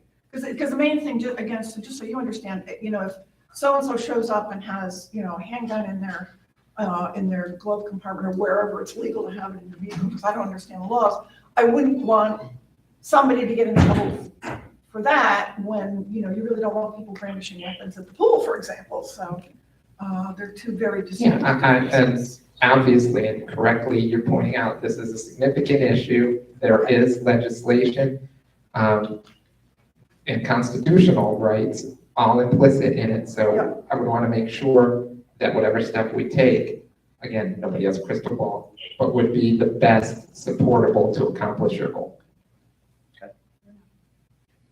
Andy? Yes. Andy? Yes, I'm here. We need a clear definition of surrounding areas. Okay. Yes. Absolutely. And as I said, I do know, just from a little bit of research I've done in the past, there are certain issues with regards to parking lots and such. We'll decipher if there's other issues, whether I'm making this up, but whether a pool has different rights than a tennis court. I don't know. Okay, so my goal is to have it as inclusive as possible, to include as much area as possible. If the law says, okay, in the glove compartment of your car, that's one thing. We'll carve that out, right? Then we're gonna have to allow that. But I'm specifically talking about, as we all know, the pool, the lap pool, the tennis courts, The basketball area. Sure. everything, right. Everything that is within the confines that I would describe as the River Club area. So that's my goal. Especially the pickleball. Yes. Okay, now. Okay. We're not gonna Figure that one say, out. no, but let me understand this. This would not extend out to the boardwalk. Well, So that's you not could our carry- property. yeah, well, it's adjacent to it, but. You can't You don't- regulate. Okay, That's POA property, it's all not right. ours, so. Well, as long as my pickleball people are protected, I'm happy. Okay, so all joking aside, we have a motion, it's been seconded. Any other discussion?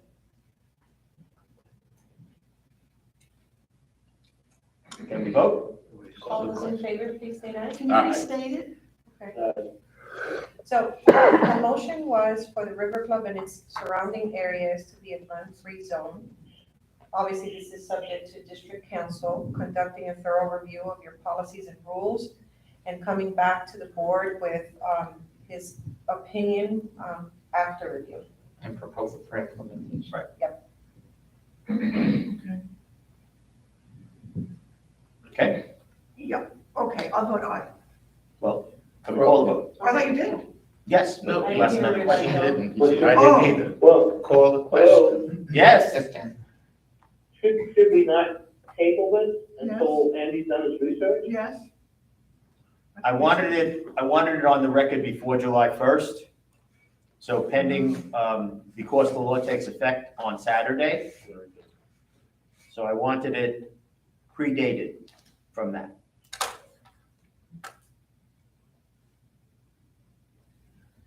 Well, then I need a more clear definition of the surrounding area. Yeah. Is it a river club property? River Club property, which would include the tennis courts, the pool, the River Club itself, Parking lot. including the parking lot if that is legally allowed. And Andy's gonna check on all of that.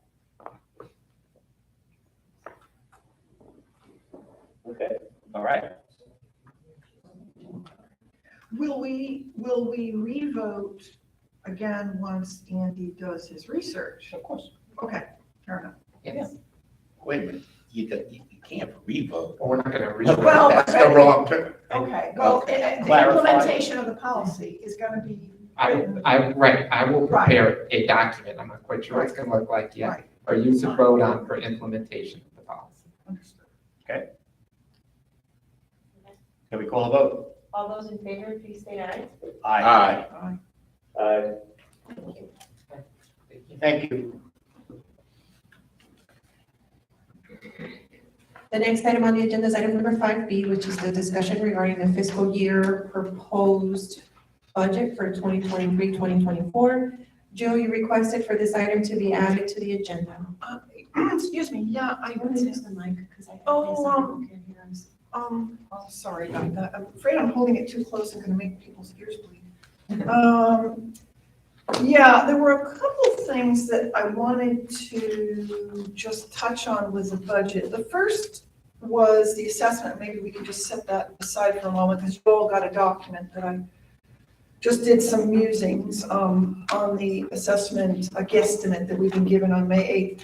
And then just one other question I had wanted to ask Ken is, and maybe I can just do that now, is in the general fund, on the main gate, costs for the main gate, I believe, can you remind me, Ken, do you recall what we had in there? Is that the full freight staffing, or did that reflect one person overnight? And did we need to settle anything on that before the 24th of July? Jill, I'm sorry, I was getting some breakup there. Could you repeat the question? Well, Belinda may be able to answer, but my question was, what does the main gate staffing reflect in the current budget number? Full.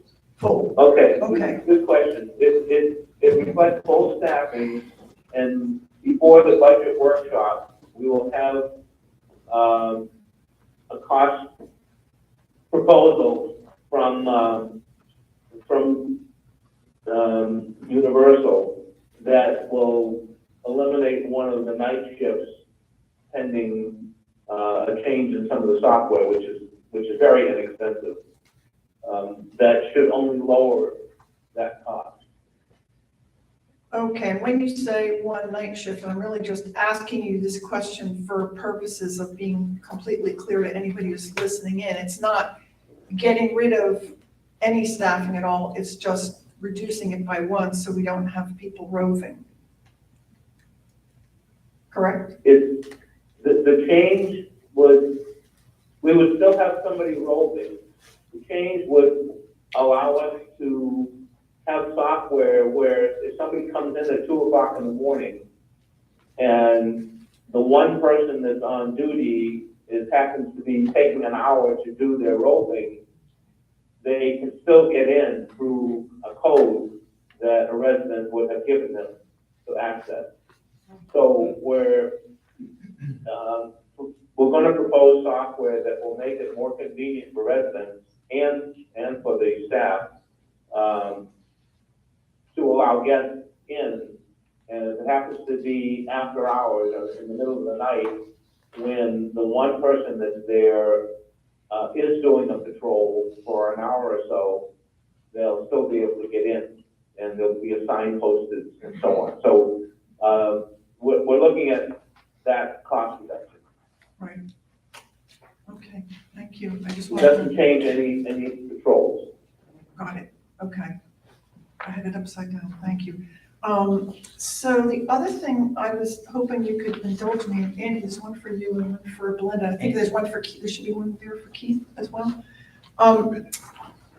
I hope you'll indulge me a little bit on the assessment, because it is a big number, and I know we're gonna put out some FAQs, but, you know, I wanted to just raise that I'm very sympathetic to the points that I've heard from some of the folks. Personally, I think that we need to look at reducing the assessment number. I think, you know, generally, and I apologize for all the numbers on the sheet I've given you to have a look at. And by the way, if any of you want to see this, it's a public document, I can send it to you. But, you know, in general, I think there are a couple points. I'm very concerned. I think the Laurel Road widening is going to take some time, and I think any work we might be doing on Laurel Road could get damaged. And I have something of a problem of assessing folks for work that's going to be happening down the road, especially when it's going to be going into the O&M bucket. I think my second point is that the missing trees are, you know, missing as a relative of Ian. I think most people actually don't miss them. So if you take the Laurel Road piece and the tree piece, that's far and away the largest piece of the assessment. To my mind, we need to focus on, you know, the entry to the community itself, which got beaten up kind of badly. The second, I would say, is the River Club entry, which is looking pretty rough. Those ginger are not going to make it, being exposed to the sun. And the third is, I think we have some issues with our perimeter, especially as you go down Laurel Road toward the park. I went in between 206 and 210 Medici, and it looks like a bomb hit it down there.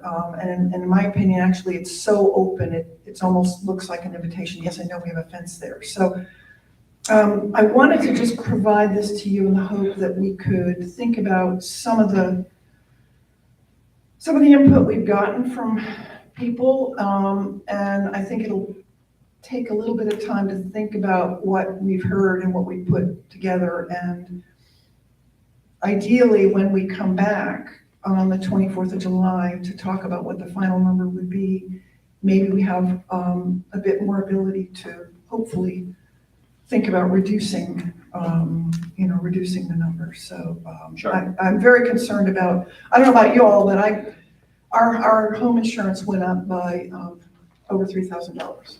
Everybody's did. Everybody's did. Yeah, absolutely. And an awful lot of people are out of pocket. So that's just my concern. And thank you for letting me blab on for 5 minutes. Okay. There's my thoughts on people. I'd like to see us go to bat. So we don't have to go through the one. No, we should all be don't. here on the. Yeah, Okay. absolutely. Colby, thank you.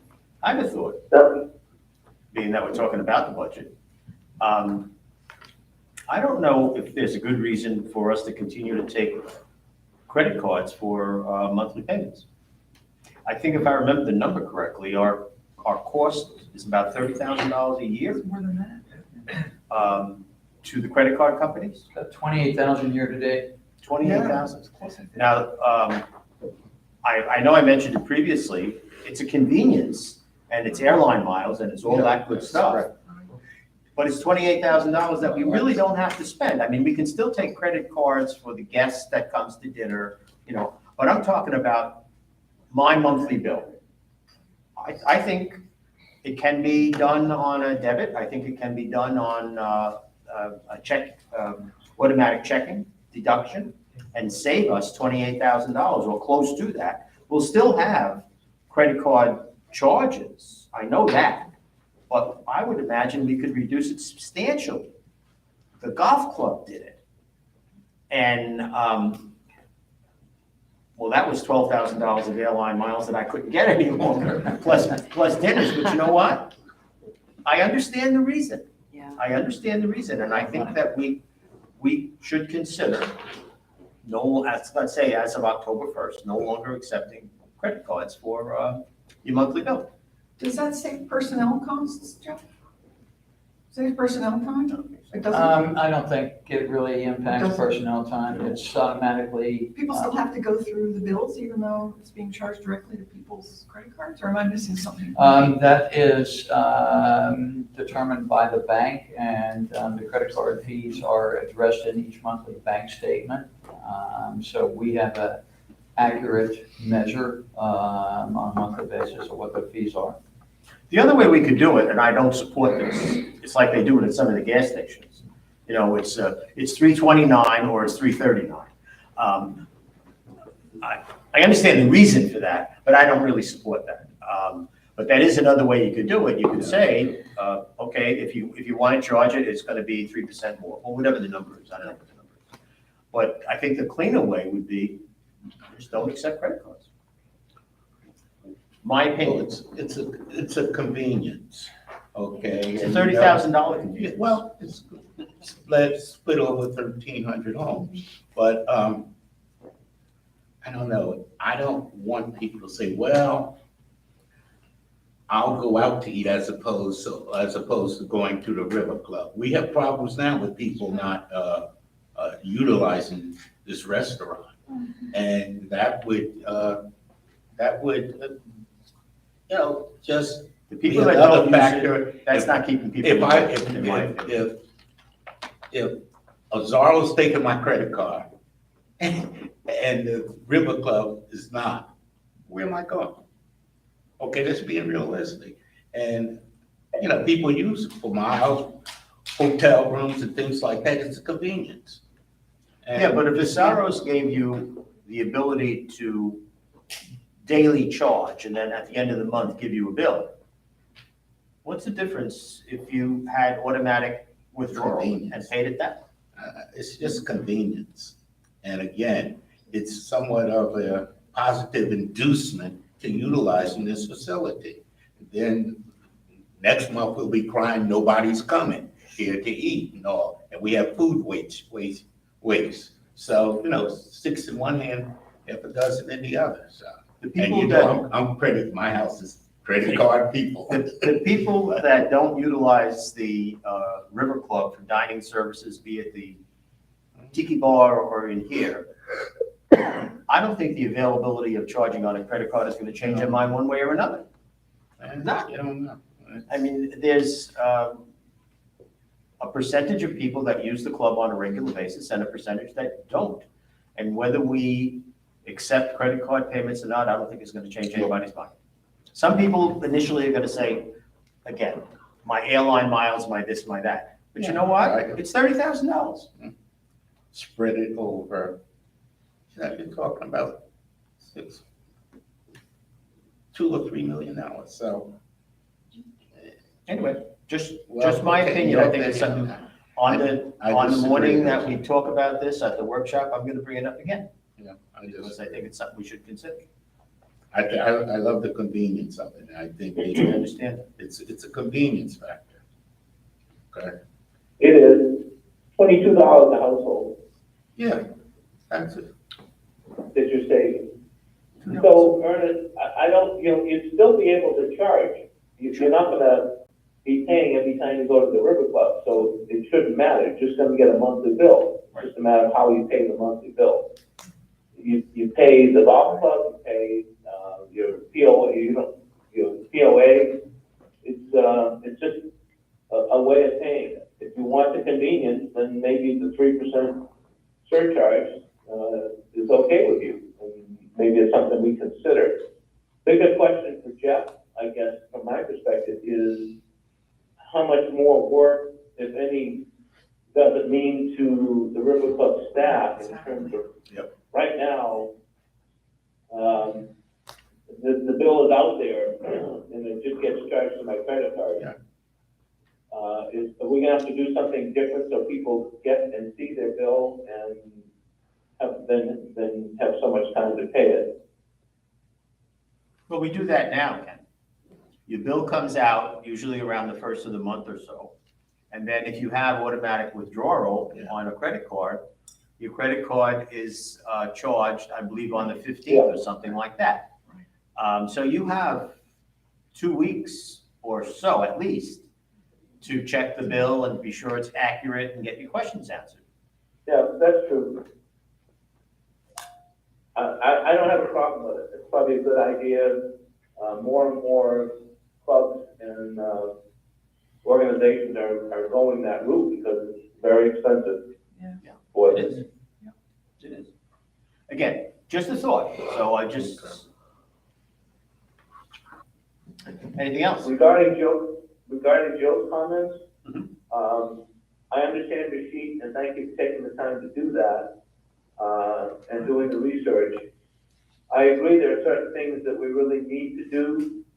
You go up, I mentioned before, you drive up the end of Abilene and you can look right out at the fire station now and there's the direct entry, to the homes on that end. And I'm sure they're nervous about that. There are things we're going to have to do, but there's a lot of things on here that we probably won't have to do. And I'm kind of with her in that when we get to the budget meeting, that I would certainly tend to want to either spread the $1,000 over 2 years or just lower the assessment to 500 until we have a better, more clear picture of what it's really going to cost us. And then we can have a second 500 the following year budget if we need to, because we're not going to get to all these things within the year anyway. So just my 2 cents or $500. Okay. Any other comments on this? Moving forward, the next item on the agenda is item number 6A, which is the consideration of the minutes of the Board of Supervisors meeting held on May 8th, 2023. These are behind tab number 2 for your review. Are there any questions, comments, and/or changes to the minutes as presented? I have no additional changes. There are no comments, questions, or changes. We'd be looking for a motion to approve. I'll make that motion. Is there a second? Any further discussion? All those in favor, please state aye. Aye. Thank you. The next item on the agenda is item number 5B, which is the consideration of the minutes of the Board of Supervisors meeting held on May 22nd, 2023. These are behind tab number 3 for your review. Are there any questions, comments, and/or changes to the minutes as presented? I have no additional changes. Do we care about spelling? Sure. Of course. Line 139, Chair spelled incorrectly. Thank you. Any other changes or comments? Then we'd be looking for a motion to approve the minutes of the Board of Supervisors meeting held on May 22nd, 2023, with one change as noted on the record. I'll make that motion. Is there a second? Second. Any further discussion? All those in favor, please state aye. Aye. Aye. We now have item number 6C, which is the consideration of the operations and maintenance expenditures for the month of May 2023. These are behind tab number 4 for your review. The expenditures for the period of May 1st through 31st total to $336,312.09. Any questions regarding the expenditures? I don't have any. There are no questions. We've been looking for a motion to approve. Motion by Ernest, is there a second? I'll second it. Second by Rich. Any further discussion? All those in favor, please state aye. Aye. Aye. Thank you. We now have consent items. There are 3 items for your acceptance. The Facilities Advisory Committee meeting minutes of May 2nd, 2023. Landscaping Advisory Committee meeting minutes of March 20th, April 3rd, and May 1st of 2023. And Social and Dining Advisory Committee meeting minutes of April 12th and May 10th, 2023. I'll make a motion that we accept. Is there a second? Second. Any further discussion? All those in favor, please state aye. Aye. Aye. Aye. Thank you. Supervisor requests or comments? Are there any supervisor requests or comments? Just a question. I'm unclear as to whether or not the POA has paid their full bill for the office. Never asked that before. I know we got about 12 or 13,000. We did, we got half, which was a billing issue on our end. Vanessa Okay. sent a bill for the first payment, but Okay. not the second. So Okay. Vanessa's, she was actually, from the last time you and I talked, I'll double check with her to make sure she sent it. That's my only question. I have a question for Ken. It's a reserves question, and I apologize. I probably should have gone through the reserve study myself, but I'm lazy. I'm thinking about the old reserve studies that had some specifics on two areas that I think are overdue for renovation. One is the bar area, and the other are the locker rooms. Can you remind me how those appear in the new study? If we were going to make a proposal on, for example, refreshing the locker rooms, is there a way to determine what's currently available in the reserve study for that? And this is being asked on behalf of the facilities committee.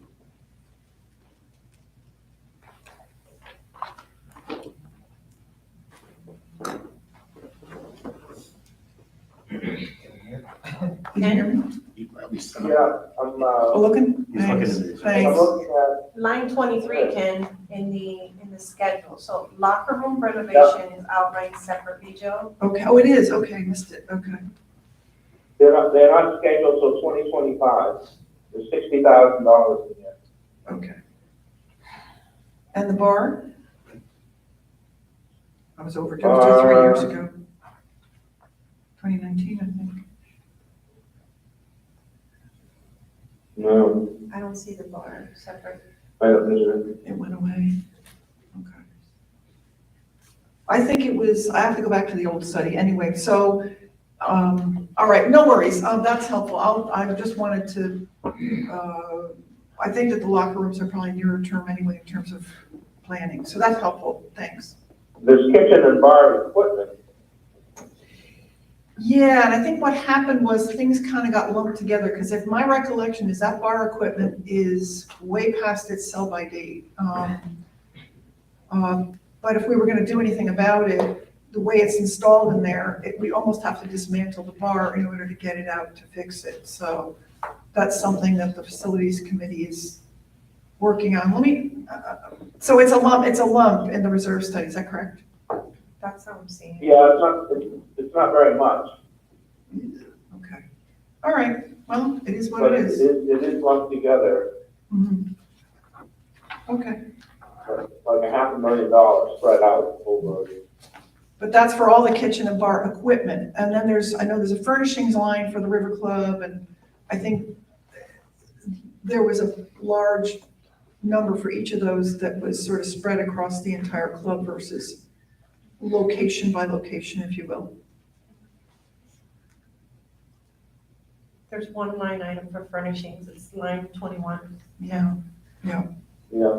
in general. Okay, well, it is what it is. That's helpful, thanks. Any other supervisor requests or comments? It is 11:36 a.m. Is there a motion to adjourn? Motion. Is there a second? I'll second. All those in favor, please say aye. Aye. Meeting adjourned at Bye, Ken. 11:36 a.m. Thank you, everybody. Wait, what? No, I'm just.